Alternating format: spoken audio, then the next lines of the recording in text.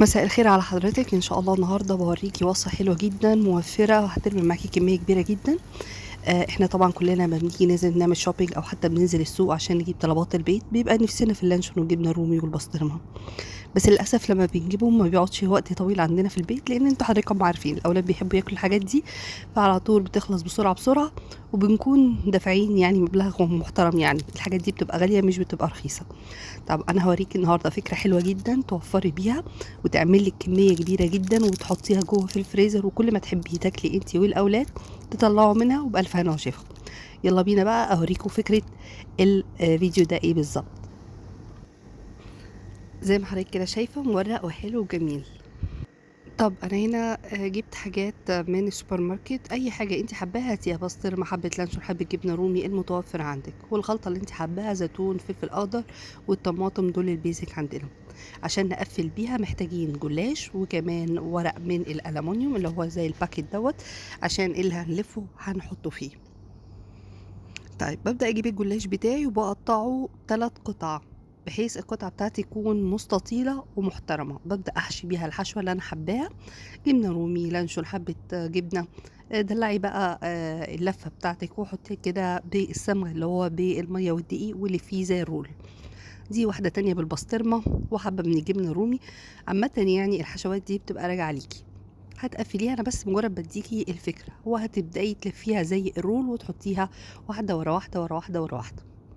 زي ما حضرتك كده شايفه انا بديكي كده بس افكار.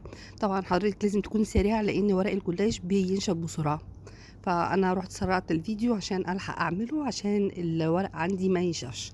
طبعا بتحطي بلاستيك ما بين الاتنين عشان العجينه ما تلزقش. تمام كده. طيب احنا كده قفلناها كده. اللي عندي الحشوه تمام تمام، عملوا معايا كميه حلوه قوي. هحطها بقى جوه في الفريزر، وكل ما احب اعمل بطلع اللي انا محتاجاه، قطعتين 3 4. طبعا ده نص الكميه اللي انا كنت عاملاها. انا هنا بوري حضرتك قد ايه شكلها كان حلو ومقرمش وكريسبي. حشوه كده حلوه وجميله ومحترمه، هتقعد معاكي وقت طويل.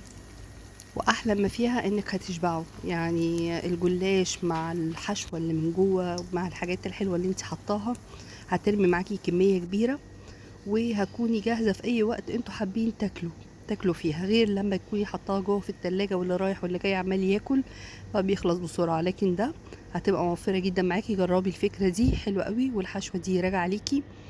عاوزة بقى تدلعي الطبق بتاعك، حبة ناجتس مثلا على جنب، حبة مثلا سوسيس، حبة هوت دوج، حبة مثلا سجق بلدي حلو الشرقي ده الحرش دوت، بيبقى طعمه حلو قوي جنبيهم.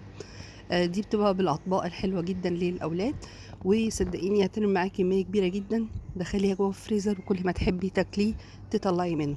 دي كانت فكره الفيديو بتاع النهارده. لو عجب حضرتك يا ريت ما تبخليش حتى عليا حتى لو باللايك. مش ضروري السبسكرايب لو انت مش عاوزه. بس يعني قدري مجهودي وقدري تعبي ان شاء الله. في الفيديوهات اللي جايه بوريكم افكار حلوه كتيره، ومتشكره لحضراتكم، وانتظروني فكره جديده في مطبخ المصري. معاكم اميره الجبروني.